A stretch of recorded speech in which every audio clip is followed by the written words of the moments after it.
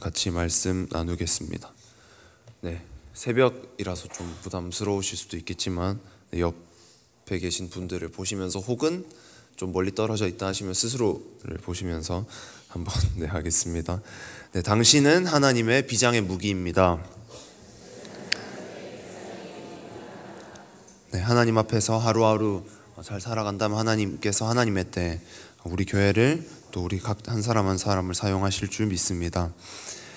성경의 구약과 신약을 관통하면서 이렇게 이어지는 메시지가 뭐냐고 하면 예수 그리스도이지만 또 하나 오늘날까지 이어지는 하나님의 명령이 있습니다. 아담과 하와에게 가장 먼저 주어진 그 명령은 구약의 많은 사람들과 또 신약의 제자들과 사람들 또 예수님을 거쳐서 오늘날 우리에게까지 오게 됐는데 이 새벽에 그 명령이 오늘날 우리에게는 어떻게 다가오고 오늘 말씀으로 본 그 내용이 우리에게 어떻게 다가오고 어떻게 생각해야 하는지를 말씀을 통해 함께 살펴보겠습니다. 결론을 조금만 미리 말씀을 드리면 그 명령이 오늘날 지금 우리에게 다가올 때는 각자가 하나님께서 개개인에게 레마로 말씀하시기도 하지만 구약에서 아담과 하와부터 많은 사람들 개개인에게 그 명령과 언약이 주어졌던 것과는 조금은 다르게 오늘 본문처럼 하나님께서는 주의 몸된 교회와 함께 그 명령을 완수하기를 원하시는데 이 본문에서 하나님의 뜻은 그러면 어디 있는 것인가? 왜 이렇게 말씀하신 것인가? 어떤 마음으로 이런 말씀을 하신 것인지 함께 보겠습니다. 말씀드린 대로 먼저 구약으로 돌아가서 구약 중에서도 가장 시작인 천지창조 그리고 만물을 창조하신 직후에 하나님께서 아담과 하와에게 이 명령을 선포하십니다. 첫 번째는 에덴 동산에서 그 명령이 선포가 됩니다. 전지전능하신 하나님께서는 오직 그의 말씀만으로 모든 만물을 창조하십니다. 그리고 아담과 하와를 창조하시고 그들에게 이렇게 명령하십니다. 창세기 1장 28절 말씀입니다. 그들에게 복을 주시며 하나님이 그들에게 이르시되 생육하고 번성하여 땅에 충만하라. 땅을 정복하라. 바다의 물고기와 하늘의 새와 땅에 움직이는 모든 생물을 다스리라 하시니라. 네 가지입니다. 번성하고 충만하고 정복하고 다스리라. 이걸 다른 말로 하면 나의 왕국이 통치하겠다. 내가 너희들의 왕이고 너희는 내가 사랑하는 나의 백성이니 이 나라를 확장시키라. 이 나의 나라를 이 땅에 충만하게 하라는 것입니다. 우리는 이 땅에서 하나님의 나라를 확장해야 합니다. 이것이 우리에게 주어진 명령입니다. 하나님의 나라가 확장된다는 것이 무엇입니까? 이렇게 표현이 좀 달라서 그렇지 결국 같은 말이고 우리에게 말하는 본질입니다. 먼저는 내 안에 하나님의 나라의 통치가 미치지 못하는 영역들이 있습니다. 그 모든 영역들을 회개하고 몰아내서 오직 하나님께서 통치하시도록 나를 하나님께서만 다스리시도록 하라는 것입니다. 또한 밖으로 나가면 이 땅에 하나님의 통치가 미치지 않는 곳이 참 많습니다. 그것이 지역이 될 수도 있고 사람이 될 수도 있습니다. 그곳에 복음을 들고 가라는 것입니다. 하나님의 다스림을 받지 못하고 있는 영혼들이 온전히 하나님의 나라의 백성으로 세워질 수 있도록 하라는 것이고 하나님의 통치가 미치지 못하고 있는 곳이 그곳이 어디든 그곳으로 가서 그냥 있으라는 것이 아니라 정복하고 다스리라. 나의 백성인 너희가 그곳에서 충만하라는 것입니다. 오늘날 다른 많은 영역들이 있습니다. 그 선교도 그렇고 영혼 사역도 그렇고 다 이 말씀에서 나오는데 또 특별히 하나님 나라가 더 충만해야 하고 우리가 그들에게 지는 것이 아니라 오늘 말씀처럼 정복하고 다스리고 우리가 그곳에서 충만해야 할 영역이 있는데 바로 문화입니다. 또 미디어입니다. 어제 오후 말씀도 들었지만 왕이신 하나님의 백성인 우리는 그 외의 것들을 정복하고 다스리는 위치에 있습니다. 하나님께서 처음 명령하신 그 명령입니다. 우리가 다스리는 것이 아니라 끌려가고 있다면 따라가고 있다면 이끌려가고 있다면 내가 다스리고 정복하고 통치하는 것이 아니라 내가 받는 영향이 오히려 더 크다면 그것은 하나님께서 창조하신 그 창조 질서에서 어긋난 것입니다.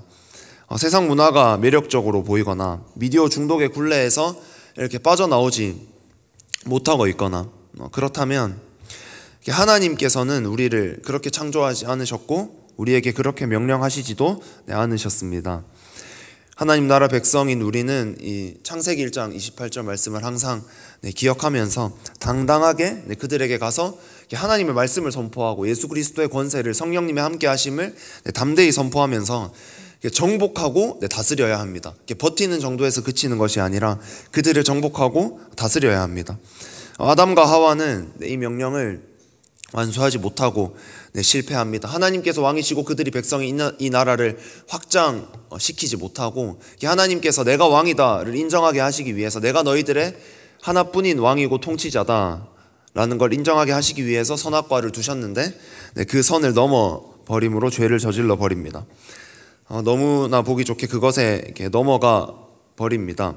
참 이렇게 보기 좋고 너무나 좋아 보이는 그것, 저것만 먹으면 내 위치가 이 위치에서 더 올라가게 될 거야, 하나님과 비슷해지게 될 거야 라는 생각을 이기지 못하고, 그 유혹을 이기지 못하고 죄를 저질러 버립니다. 오늘날의 세상의 문화들이, 미디어들이 우리에게 그렇게 속삭이고 있을지도 모릅니다. 내가 보기에 참 좋아 보이는 것들, 그것이 나에게는 선악과일 수 있다는 것을 항상 알고 경계해야 합니다. 오전 말씀처럼 정말 더 거룩해야 합니다. 어제보다 오늘 더, 또 오늘보다 내일 더 하나님 앞에 거룩해야 합니다. 유혹이 올 때마다 이 창세기 1장 28절을 외치면서 하나님께서 우리에게 정복하고 다스리라 하셨구나 라고 기억하면서 담대히 하나님의 말씀을 선포하고 그 자리에서 승리해야 합니다. 아직 내 삶에 하나님의 통치가 약한 이러한 영역들이 있다면 그것을 생각하면서 이 말씀 다시 한번 읽도록 하겠습니다. 하나님께서 그들에게 복을 주시며 하나님이 그들에게 이르시되 생육하고 번성하여 땅에 충만하라. 땅을 정복하라. 바다의 물고기와 하늘의 새와 땅에 움직이는 모든 생물을 다스리라 하시니라. 하나님의 충만하고 다스리라, 나의 나라를 확장하라는 이 명령은 아담과 하와에게서 어떻게 보면 실패를 했지만 그 이후에 하나님의 많은 백성들에게 이렇게 또 선포가 됩니다. 아브라함에게 많은 후손을 주겠다 하신 말씀, 또 다윗에게 내 나라가 끊이지 않겠다 하시는 말씀, 이런 약속들, 언약들을 통해서도 이 말씀이 이어지고, 또 구약의 그런 많은 사람들과 또 그 언약을 이어가시다가, 많은 족장들에게 그 언약을 이어가시다가 또 예수님을 통해서 다시 한번 이 명령이 선포가 됩니다. 두 번째는 예수님의 지상명령입니다. 다 아시는 말씀이지만 그래도 다시 그 의미를 생각하며 3절 말씀 같이 읽어보도록 하겠습니다. 예수께서 나와 말씀하여 이르시되 하늘과 땅의 모든 권세를 내게 주셨으니 그러므로 너희는 가서 모든 민족을 제자로 삼아 아버지와 아들과 성령의 이름으로 세례를 베풀고 내가 너희에게 분부한 모든 것을 가르쳐 지키게 하라. 볼지어다 내가 세상 끝날까지 너희와 항상 함께 있으리라 하시니라. 아멘. 구약에 선포된 그 명령, 나의 나라를 너희가 그곳에 가서, 아직 나의 영역이 미치지 못한 곳에 가서 확장하라, 그리고 정복하고 다스리라, 이 명령은 예수님의 말씀을 통해서 또다시 한번 선포가 됩니다. 예수님의 지상 명령이라고 할 때 제가 지상에다가 굳이 한자를 넣어뒀는데, 그것은 이 지상 명령이라고 우리가 보통 표현하는 것은 땅 위에 선포된 명령이라서가 아니라, 여기서 말하는 지상은 더할 수 없이 높은 곳, 최상을 말하기 때문에 가장 위대하고 중요한 예수님의 명령이라서 우리가 지상 명령이라고 보통 말을 합니다. 이 명령 또한 창조 직후 에덴 동산에서 울려 퍼진, 사람은 둘밖에 없었지만 그곳에서부터 시작된 하나님의 말씀, 그 선포, 그 명령과 본질은 같습니다. 너희만 나의 제자가 되는 곳에 머물러 있지 말고 너희 안에 그 복음을 확장시켜서 다른 이들을 제자로 삼으라는 것입니다. 결국 하나님의 나라를 확장시키라는 것입니다. 우리는 먼저 예수님의 이 명령대로 우리는 내 안에 있는 복음을 끊임없이 확장해 나가야 합니다. 내가 아직 이 정도밖에 안 되는데 뭘이라고 생각할 수도 있지만, 예수님께서 확장하라, 정복하고 다스리라, 퍼뜨리라 하신 것은, 충만하라 하신 것은 내가 아니라 내 안에 예수님께서 주신 그 복음입니다. 나는 여전히 연약하고 부족하지만 내 안에 있는 복음은 결코 약하지가 않습니다. 그 복음이 어떤 복음이냐 할 때 가장 먼저 생각해 볼 수 있는 게, 그렇게 변하지 않을 것 같던 나의 모습, 우리의 모습, 나의 예전에 그 모습, 그 완악함을 지금까지 이끌고 온 것이, 지금까지 변화시킨 것이 그 복음입니다. 또 가장 강력한 것은 우리를 사망에서 다른 그 어떤 것도 생명으로 옮길 수 없는데, 사망에서 우리를 생명으로 옮긴 것이 바로 복음입니다. 누가 그 복음이 약하다 할 수 있습니까? 우리가 그 복음을, 나에게 주신 그 복음을 내가 살고 있는 그 자리에서 끊임없이 확장시키려 노력할 때 성령님께서 도우실 줄 믿습니다. 오늘 우리가 살아갈 곳은 다 다릅니다. 새벽 기도를 마치고 오늘 하루를 보내는 장소는 다 다릅니다. 가정일 수도 있고 직장일 수도 있고 학교일 수도 있고 다른 어디일 수도 있습니다. 하지만 우리가 있는 곳이 어디든 항상 내가 있는 이곳에서 어떻게 내가 하나님 나라를 확장시킬까? 하나님께서 가장 먼저 명령하신 이 중요한 명령을 어떻게 내가 오늘 하루 지킬 수 있을까를 항상 고민을 해야 합니다. 이 새벽에 기도하실 때 내가 오늘 있게 될 그곳을 생각하시면서 하나님께 집중하고 기도하고 귀를 기울여 보시는 시간이 되시길 소망합니다.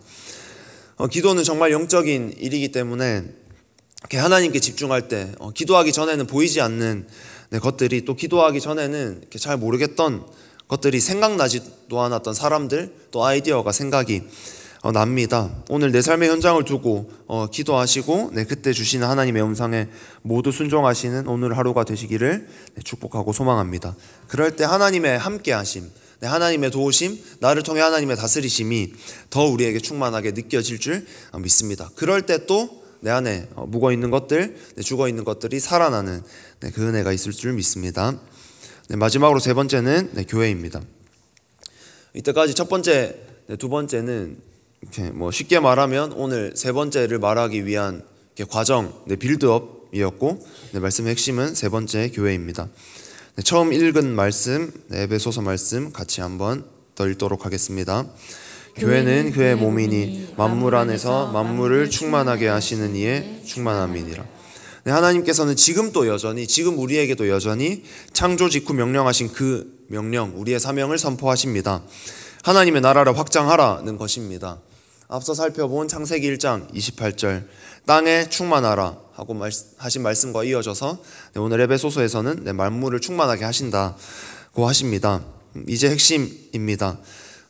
지금 우리에게 어떻게 하나님 나라를 확장하라고 하시냐를 좀 더 앞서 살펴본 걸로도 끝낼 수 있지만 좀 더 본다면 하나님께서 어떻게 우리에게 명령하신 그 명령을 우리가 어떻게 이루어 가기를 원하시냐를 좀 더 본다면 창조 직후에는 그 개개인들, 왕들, 족장들을 통해서 그 명령을 한 명 한 명을 통해서 계속 그 언약들이 끊이지 않고 이어오게 하셔서 예수님까지 이르게 하셨다면, 예수님께서 또 승천하실 때는 제자들에게, 사도들에게 그 말씀을 하셨다면, 보혜사 성령께서 오신 지금은 예수님이 하늘로 올라가신 이후 시대를 살고 있는, 마지막 때를 살고 있는 지금 우리에게는 바로 주의 몸된 교회를 통해서 그 임무를 우리가 다 같이, 특별히 더 중요한 것은 예수님과 함께 완성하도록 하겠다라고 하십니다.